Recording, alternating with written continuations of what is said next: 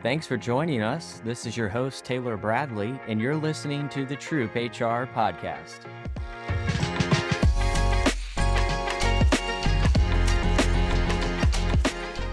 Welcome to the podcast. My name is Taylor Bradley, your host, and I'm joined today with Jill Katz. Jill is a founder and chief candor, courage, and care officer at Assemble.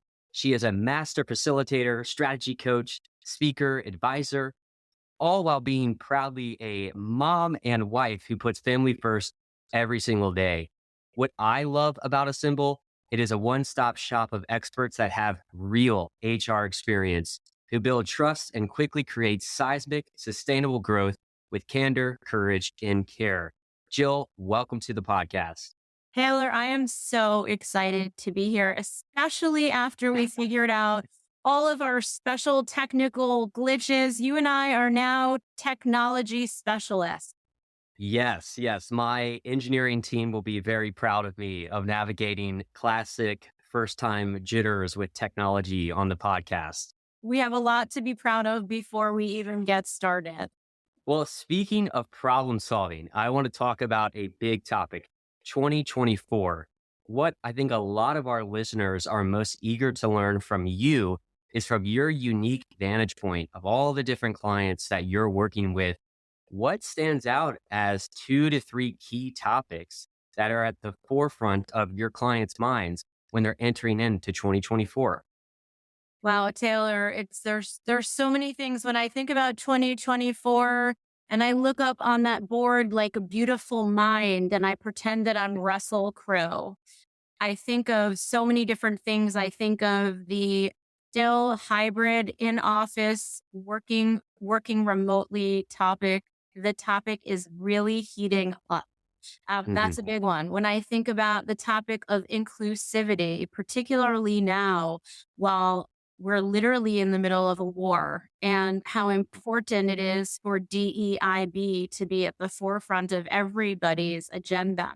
I think about this recession, not recession, not recession, and how clients internally and externally are in a really chaotic and confusing moment.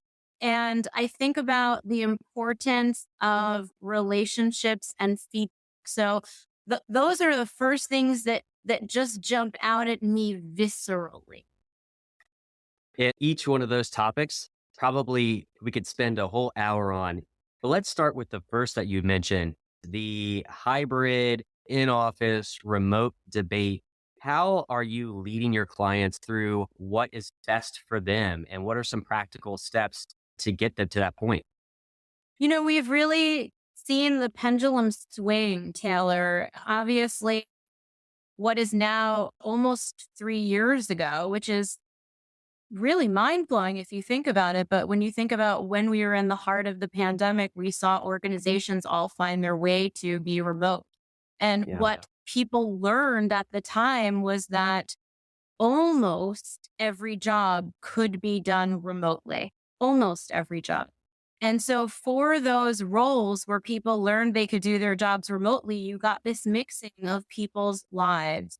And at that point, I started to sort of speak out that there is no such thing as work-life balance. There is just life. There's just this thing called life, and there's a big pie. And in that pie, you've got family and you've got community and you've got religion for some people and you've got hobbies and you've got household responsibilities and you've got basketball games and walking the dog and also your job. And hopefully your job is a piece of that pie, but not 50%. It shouldn't be work and life. Work should be a portion. And so people started to realize, I don't really need to be in the office to get this job done. I've just spent 6, 12, 18 months proving it. And if you sort of fast forward a year ago, people started to go back in what we called hybrid, and organizations were saying, let's come back 1 day a week. That turned into 2 days a week. Many organizations made it 3 days a week. I now have some clients that have 3 days in, 2 days out. I've got one client, I think it's kind of interesting, has 5 days in the office And the next week is 5 days remotely. The next week is 5 days in the office. So you see all kinds of things.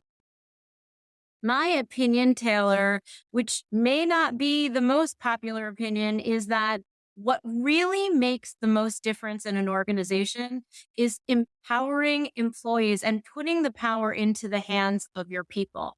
We've now learned that we can do it. And so by going backward and mandating something, by telling people actually you have to be here, you could run the risk of demoralizing people and telling people something they don't want to hear when they've already proven otherwise.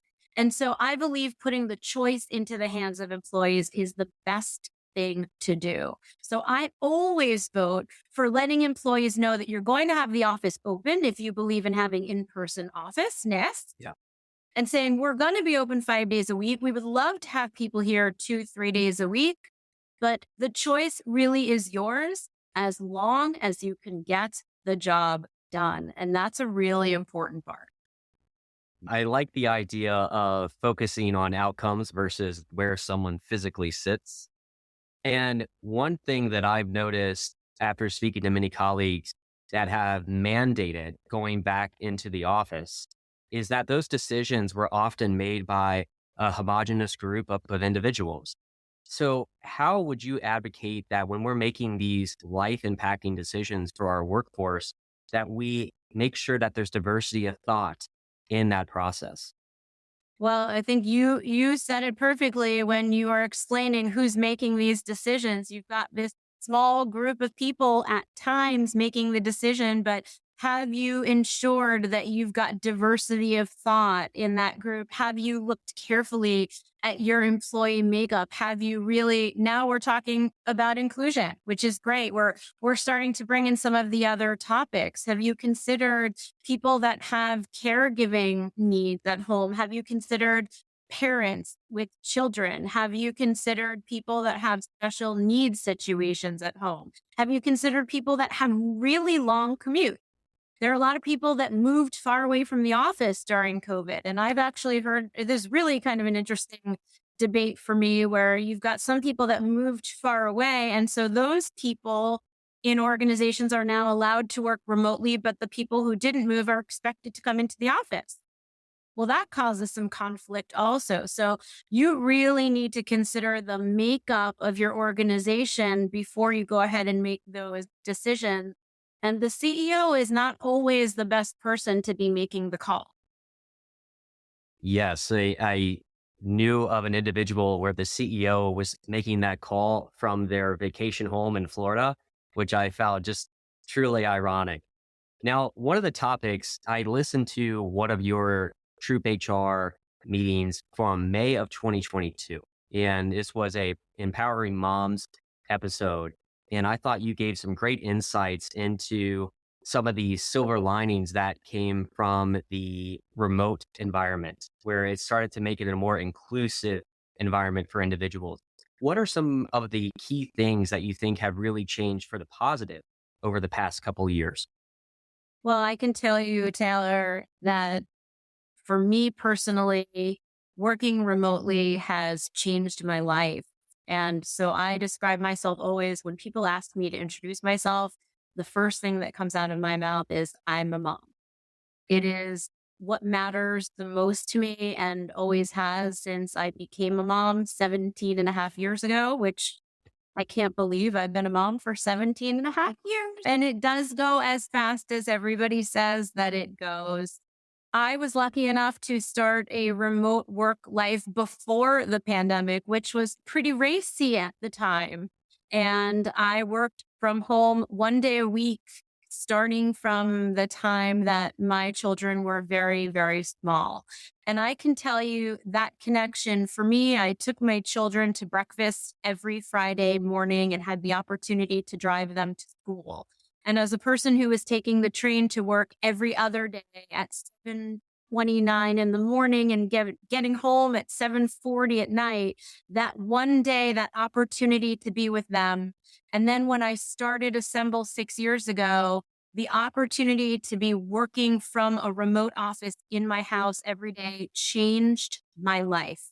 removing 2 hours of commuting from my day, being able to be in the house when, for me, it was my children. When my children came home from school, they came into my office, they sat down, we got to see each other's face eye to eye. I got to say, how is your day?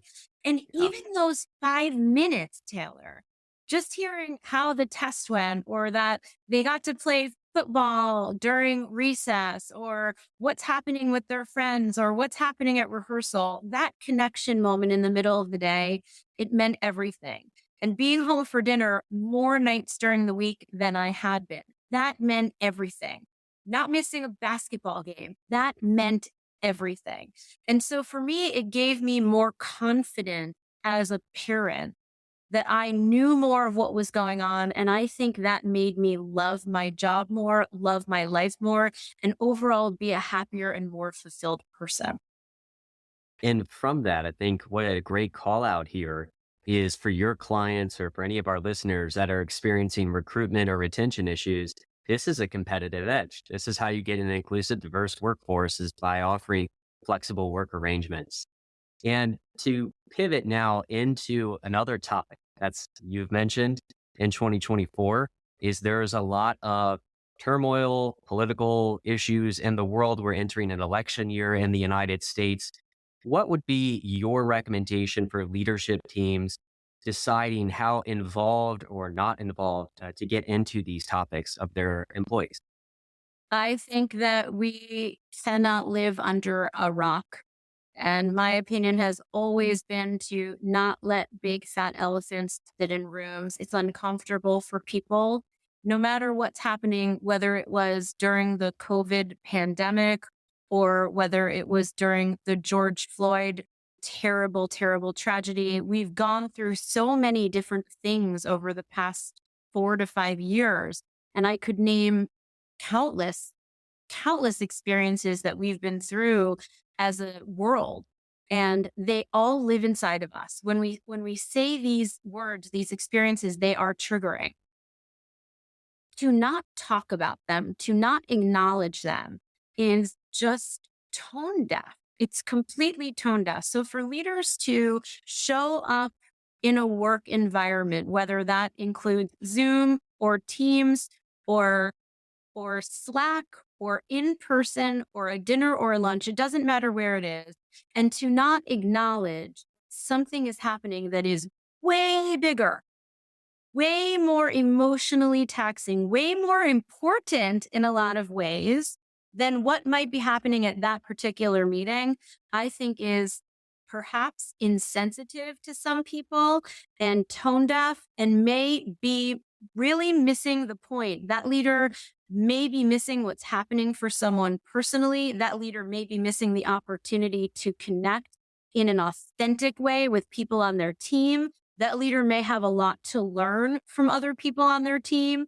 And so I think that education for leaders is the most critical thing, especially now, to learn how to engage, how to have the hard conversations, what true empathy is really about. And it's not about agreeing. That doesn't mean that every leader needs to feel the way that people on their teams feel, but leaders need to be able to show care, support, and create a safe space for people, because everyone is carrying around something. And do you feel a beneficial approach would be for leaders to have that woven in early AMAs at the beginning of the year of there will likely be these types of events that occur. We want to make sure that we have a safe space for dialogue. How should they set the tone to start out for the rest of the year?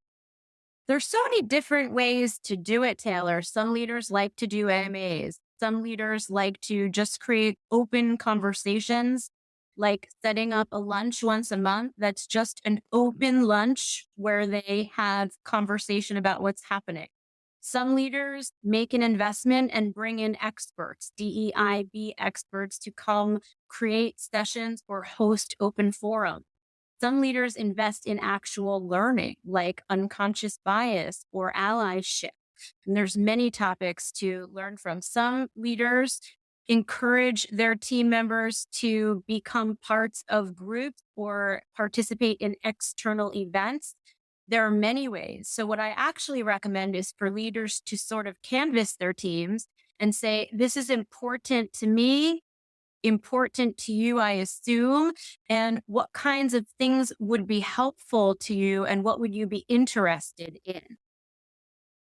Yeah, I love that. And many of these discussions, I do feel come back to you need to lead with data, especially when it comes to encouraging diversity in your organization. And people operations is such a critical function in collecting a lot of meaningful data, providing that analysis. What are some data points that you feel if teams aren't tracking already that they should when it comes to flexibility, diversity, and some of the topics that we've mentioned? I mean, my goodness, we could also have a podcast on data. And we should. I hope that you are interviewing someone in Troop on data. I mean, we should be tracking who is on the team. We should be tracking turnover. We should be tracking loyalty. We should be tracking stay, who's staying and why they're staying. We should, I mean, my goodness, there isn't anything that we shouldn't be tracking right now. Part that you just mentioned, which I found more people talking about, are stay interviews. Have you seen those utilized? Are they successful? I have not actually implemented them yet, but I would love to learn more on the topic. They are not used as much as they should be used. So I do believe in them strongly, Taylor. Stay interviews help us to figure out what's working and what needs work, as I like to say, before someone decides to exit stage left. And we learn more from stay interviews, perhaps, than we learn from exit interviews, because by the time someone leaves, what we're hearing from them is probably colored and biased. We do talk about them a lot. You read a lot about them. You see lots of people talking about them, particularly in the people operations and HR strategy space. But I don't see them used as much in my client base as I would like them to be used. We do sometimes get data when we're doing touch bases from leaders, when we're checking in with people. Sometimes they're called check-ins. But if we were to start to change language and actually start to use language like, this is a stay conversation, this is a Mhm. conversation about retention. We want to understand, Taylor, why are you here? And what is it that keeps you here in this organization? That framing of a conversation really might help us to collect, I think, more meaningful data. And it's great qualitative data to get, and you can certainly get aggregate trends over time. So, why did you come to the organization? What's keeping you here? What are two or three other questions that you think would be pertinent to ask? I like to ask everybody, what's pushing you forward? Mm. What is holding you back? Those are my two favorite questions. Actually, I would leave it at that, because when you ask someone what's pushing you forward, you start to hear all the things that are working, but working forward. So you might hear about leadership. You might hear about processes and structure. You might hear about peer groups. You might hear about team members. You might hear about things happening in the business with the clients, with the product. And what's holding you back, you will hear, hopefully, about all of the same topics, but the things that are hurdles or speed bumps or getting in the way. Love those questions. And I'm taking notes on what to implement for myself. So, this is great. Now, Jill, one of the things that stood out to me about your background is you seem to have an extensive background in executive or HR leadership in a retail setting. Now, one of my first jobs when I was in high school was working in a clothing store, and I can promise that it's much different than working in a tech company. What do you think is an interesting theme that you've learned from all of your experience in retail that would apply for HR leaders to know or to leverage? I did spend a long time in retail, about 16 years. The interesting thing, Taylor, is that my retail experience was all at a corporate level. And so I only worked for a very short time as an HR leader supporting the actual retail stores. And so most of my experience was working with people that were in merchandising, design, marketing, technology, leadership. And so one of the biggest lessons, I learned two lessons. One of the biggest lessons I learned was that people are people are people. And having spent a good amount of time in my life working in media and entertainment and also working in retail, is that in the retail space, like most spaces, it is sort of a feeling that what's happening there is really, really specific and proprietary to retail. And what's happening in retail is really specific to retail. But one of my biggest secrets is that people are people are people. And especially now after working at Assemble for 6 years, where we work with media and digital publishing and retail and pharmaceutical and aviation and all kinds of businesses, what we've learned is that leaders struggle with the same issues across the board. The one thing about retail that I think is pretty specific is the pace. The pace of retail is boom, boom, boom, boom, boom, boom, boom, boom, boom, and things change on a dime. So that is one thing that is kind of special about retail. The other trend in retail that I do think is pervasive across all leadership and something that we get to work on and we are passionate about at Assemble is the topic of feedback. And we believe in feedback with candor, courage, and care. We've learned over time that people hold back on feedback at work. We live in a culture where people want feedback, love feedback. We go to social media for feedback. We comment. We're so interested in getting feedback, giving feedback. But when we get into work, Taylor, we hold back. We don't say it. We don't want to hurt someone's feelings or get in trouble. We're worried about the ramifications. And so learning to share feedback with candor, courage, and care is one of the biggest and most important opportunities in retail and all industries. That is a great note to end on. And I'll transition to our most important segment here is the lightning round. So are you ready to get some great answers to the lightning round? I guess we'll find out. Let's see. I'm unprepared, but quite excited. All right. Well, there's no grades, there's no wrong answers. But my first question is the best career advice you've ever been given in one sentence. Sometimes the things we fear are actually our deepest desires. Love that. That's deep. That's going to resonate with a lot of folks, I think. And the next up is favorite HR tool or book right now. Oh, my newest favorite book was written by my dear friend, Meeta Malik. It is called Reimagine Inclusion. And if I were to get up, you'd find that it's right on my desk right now.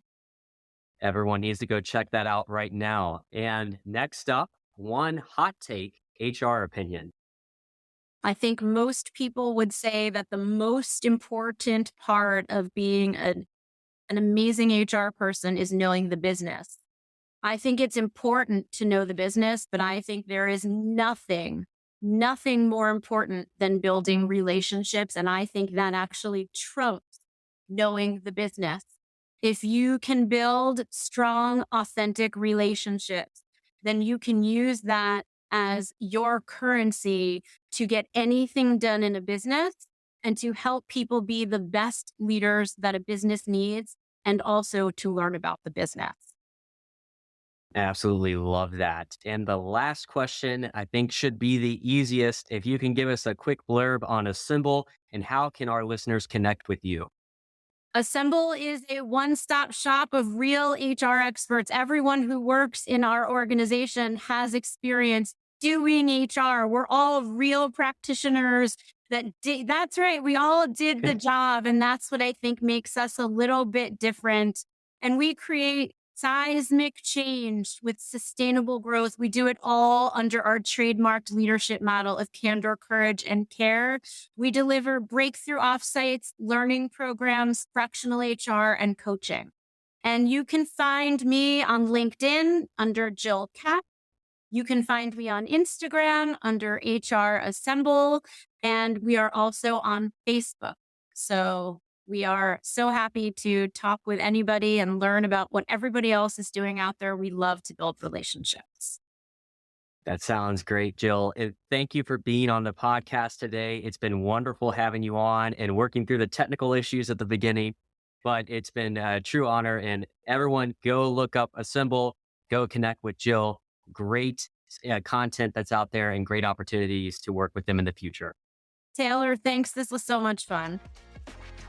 Thank you for listening to this episode of the Troop HR podcast. If you enjoyed this episode, we encourage you to subscribe and leave a 5-star rating. If you would like to learn more about our community, please visit troophr.com. In the meantime, keep living the dream.